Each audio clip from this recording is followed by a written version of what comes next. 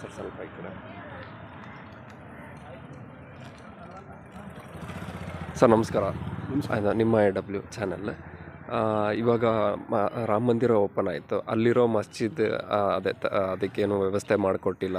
ಮತ್ತು ಅಲ್ಲಿರೋ ಜನರಿಗೆಲ್ಲ ಒಂದು ಅಗೇನ್ಸ್ಟ್ ಇರ್ತಾರಲ್ಲ ಎಲ್ಲಾದರೂ, ಸೊ ಆ ಥರ ಎಲ್ಲ ಸಿಚುವೇಶನ್ಸ್ ಆಗ್ತಿದೆ.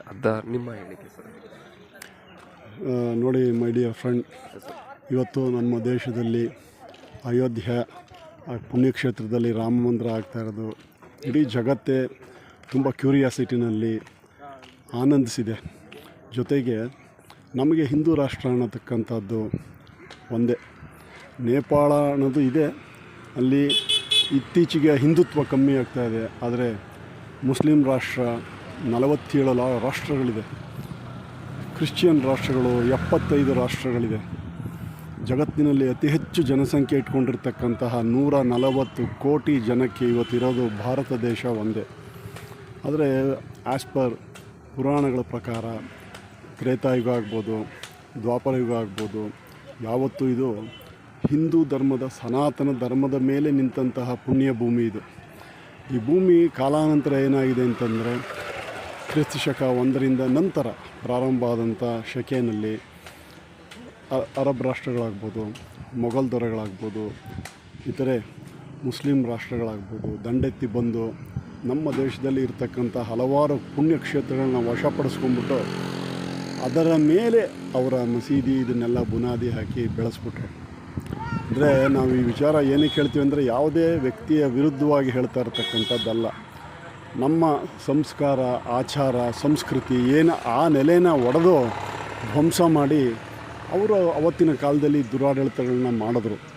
ಆದರೆ ನಂತರ ಕಾಲಾನಂತರದಲ್ಲಿ ಇವತ್ತು ನಮ್ಮ ಸರ್ಕಾರ, ಕೇಂದ್ರ ಸರ್ಕಾರ ಏನು ಒಂದು ಕ್ರಮ ತೆಗೆದುಕೊಂಡು ಸುಪ್ರೀಂ ಕೋರ್ಟ್ ಮುಖಾಂತರ ಫಲಪ್ರದವಾಗಿ ಇತಿಹಾಸವನ್ನು ಪರಿಪೂರ್ಣವಾಗಿ ಸ್ಟಡಿ ಮಾಡಿ ಈ ಸ್ಥಳಗಳೆಲ್ಲ ಕೂಡ ಹಿಂದೂ ಧರ್ಮಕ್ಕೆ ಸೇರಿದಂಥ ಪುಣ್ಯಕ್ಷೇತ್ರಗಳು ಅನ್ನೋ ದೃಷ್ಟಿನಲ್ಲಿ ಪ್ರತಿಯೊಂದನ್ನೂ ಹಿಂದೂ ಧರ್ಮದ ಪ್ರಕಾರವೇ ಆರ್ಡರ್ಸ್ ಪಾಸ್ ಮಾಡಿ ಇವತ್ತು ಅಯೋಧ್ಯೆ ರಾಮ ಮಂದಿರ ಅನ್ನೋದು ನಿರ್ಮಾಣ ಆಗಿದೆ. ಹಾಗಂತ ಅಲ್ಲಿರ್ತಕ್ಕಂತಹ ಮುಸಲ್ಮಾನರಿಗಾಗ್ಬೋದು, ಬೇರೆ ಜನಾಂಗಕ್ಕಾಗ್ಬೋದು, ಖಂಡಿತವಾಗಲೂ ಇಷ್ಟೆಲ್ಲ ಸಾವಿರಾರು ಕೋಟಿ ಖರ್ಚು ಮಾಡಿ ಭವ್ಯವಾದ ದೇವಸ್ಥಾನ ನಿರ್ಮಾಣ ಆದರೂ ಅವ್ರಿಗ್ಯಾರಿಗೂ ತೊಂದರೆ ಆಗುವಂಥ ಕೆಲಸನ ಇವತ್ತಿನ ಸರ್ಕಾರಗಳು ಮಾಡ್ತಾಯಿಲ್ಲ. ಯಾಕೆಂದರೆ ನಮ್ಮ ದೇಶದಲ್ಲಿ ಒಂದರಲ್ಲೇ ಪರಸ್ಪರ ಪ್ರೀತಿ, ವಿಶ್ವಾಸ, ಗೌರವವನ್ನು ನಾವು ಹಿಂದೂ ಕಮ್ಯುನಿಟಿ ಆಗ್ಬೋದು, ಮುಸ್ಲಿಮ್ ಆಗ್ಬೋದು, ಕ್ರಿಶ್ಚಿಯಾನಿಟಿ ಆಗ್ಬೋದು, ಸಹ ಬಾಳ್ವೆನಲ್ಲಿ ಬಾಳ್ತಾ ಇರ್ತಕ್ಕಂತಹ ಉನ್ನತ ದೇಶ ಇದು.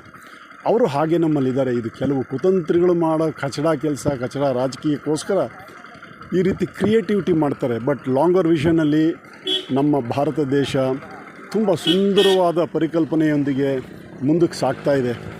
ಅದನ್ನು ನಾವು ಎಲ್ಲ ಜನರಿಗೆ ಎಜುಕೇಟ್ ಮಾಡಬೇಕು. ಸರ್, ಇವಾಗ ನೀವು ಹೇಳಿದ್ರಿ ಆ ಇತಿಹಾಸ ಇದರದೆಲ್ಲ, ಬಟ್ ಅದು ನಾವು ಭಾರತೀಯರು, ನಮ್ಗೆ ಆ ಇತಿಹಾಸ ಇದೆಲ್ಲ ತಿಳಿದು ಅದಾದಮೇಲೆ ಓಕೆ ನಾವು ಏನೋ ಇವಾಗ ಒಂದು ಪ್ರೊಟೆಸ್ಟ್ ಮಾಡಬೇಕಂದ್ರೂ ಒಂದು ವೆಯ್ಟ್ ಇರಬೇಕು. ಸುಮ್ಮನೆ ಒಂದು ಸಡನ್ನಾಗಿ ನಮ್ಮ ಒಂದು ಲಾಸಿಗೋಸ್ಕರ ಅಲ್ಲ, ಇಡೀ ಭಾರತನೇ ಬಿಟ್ಕೊಡೋದು ಒಂದು ಕಡೆ ತಪ್ಪು ಅನ್ನಿಸ್ತದೆ. ಗೌರ್ಮೆಂಟ್ ಅಷ್ಟು ಈಸಿಯಾಗಿ 500 ವರ್ಷ ಹಿಂದೆ ಇರೋ ದೇವಸ್ಥಾನನೇ ಬಿಟ್ಕೊಟ್ಟಿಲ್ಲ, ಅದನ್ನೇ ತೆಗ್ದವ್ರೆ. ಇವಾಗಿರೋ ಜನರನ್ನ ಬಿಟ್ಕೊಟ್ಬಿಡ್ತಾರ. ಖಂಡಿತ ಆ ದೃಷ್ಟಿನಲ್ಲಿ ಹೋದಾಗ ಏನು 500 ವರ್ಷಗಳ ಹಿಂದೆ ಇಲ್ಲಿ ದಾಳಿ ನಡೆದು ನಮ್ಮ ರಾಷ್ಟ್ರದ ಸಂಪತ್ತಿಗೆ ಸಾವಿರಾರು ಕೋಟಿ ರೂಪಾಯಿಯಷ್ಟು ಲೂಟಿ ಮಾಡಿಕೊಂಡು ಹೋಗಿದ್ದಾರೆ. ಆದರೆ ನಮ್ಮಲ್ಲಿ ಏನಂತಂದರೆ, ಬಡತನದ ರಾಷ್ಟ್ರ. ಅವತ್ತು ಬಡತನ ಅಂತ ಇದ್ದಾಗ ಭಯ ಅನ್ನೋದಿರುತ್ತೆ. ಆ ಭಯ ಮತ್ತು ಬಡತನ, ಹಾಗೆ ಒಂಥರ ಇಬ್ಬಂದಿ ನೀತಿ ಅನುಸರಿಸ್ತಕ್ಕಂತಹ ಕೆಲವು ಪ್ರಾಂತ್ಯದ ರಾಜರುಗಳು, ಇದೆಲ್ಲ ಏನಾಗಿತ್ತು ಅಂದರೆ, ಅವತ್ತಿನ ಕಾಲದಲ್ಲಿ ಯಾರು ಹೆದರಿಸ್ತಾರೆ ಅವರಿಗೆ ಶರಣಾಗತಿ ಹೊಂದಿಬಿಡ್ತಾಯಿದ್ರು. Because of poorness, poverty. ಇದರಿಂದ ನಮ್ಮ ದೇಶ ತುಂಬ ಅಗಾಧವಾದ ಅಪಾರವಾದ ಸಂಪತ್ತನ್ನು ಕಳ್ಕೊಂಡ್ಬಿಡ್ತು. ಈಗ ಒಂದೊಂದೇ ಸ್ಲೋ ಆಗಿ ರೀಗೇನ್ ಆಗ್ತಾಯಿದೆ. ಹೋಗ್ತಾ ಇರೋ ರೂಟ್ ಏನಿದೆ ಪರ್ಫೆಕ್ಟ್ ಆಗಿದೆ. ಏನಂದರೆ ಜನರಲ್ಲಿ ತಾಳ್ಮೆ ಬೇಕು. ಯಾಕಂದರೆ ಈಗ ನಮ್ಮ ದೇಶದಲ್ಲಿ ಇರೋಷ್ಟು ಸಹನೆ, ಸಹಬಾಳ್ವೆ ಮುಸ್ಲಿಂ ಸಮುದಾಯದಲ್ಲಿ ಇವತ್ತಿನ ಹೆಣ್ಣು ಮಕ್ಕಳು ನಮ್ಮ ಹಿಂದೂ ಧರ್ಮದಲ್ಲಾಗಲಿ ಕ್ರಿಶ್ಚಿಯಾನಿಟಿನಲ್ಲಿ ಎಲ್ಲ ಪರಸ್ಪರ ಪ್ರೀತಿ ಗೌರವವಾಗಿ ಬಾಳ್ತಾ ಇದ್ದಾರೆ.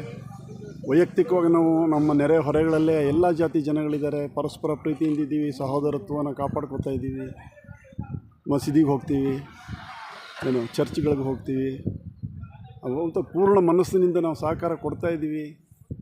ಇಲ್ಲಿ ನಡೀತಾ ಇರೋದೇನಂತಂದರೆ ದುರಾಡಳಿತ. ಒಬ್ಬ ವ್ಯಕ್ತಿ ತಾನು, ತನ್ನ ಮನೆ, ತನ್ನ ಮಕ್ಕಳು, ತನ್ನ ಸೊಸೆ, ಬಾಮೈದಂದರು, ಅವರ ಕುಟುಂಬ ಮಾತ್ರ ಸಾವಿರಾರು ಎಕರೆ ಜಮೀನುಗಳನ್ನು ಲೂಟಿ ಮಾಡಿ ಚಿನ್ನ, ಆಭರಣಗಳು, ಬ್ಲ್ಯಾಕ್ ಮನಿ ಡೀಲ್ ಮಾಡೋದು ಎಲ್ಲ ಒಬ್ಬರ ಸ್ವತ್ತಾಗ್ತಾಯಿದೆ.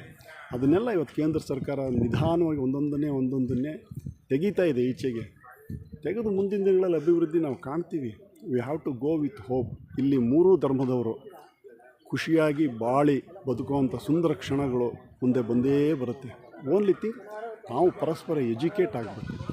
Then only our India will shine. ಈಗ ಆಲ್ರೆಡಿ ಶೈನಿಂಗ್ ಸ್ಟಾರ್ಟ್ ಆಗಿಬಿಟ್ಟಿದೆ. Nobody can control it. We are going in right path. ಅದಕ್ಕೆ ನಾವು ಯೂತ್ಸ್ ಮಸ್ಟ್ ಬಿ ಎಜುಕೇಟೆಡ್ ಅಂತ ಈ ಸಂದರ್ಭದಲ್ಲಿ ಹೇಳ್ತಾ, I wish you all the best. Thanks for your interview. Thank you.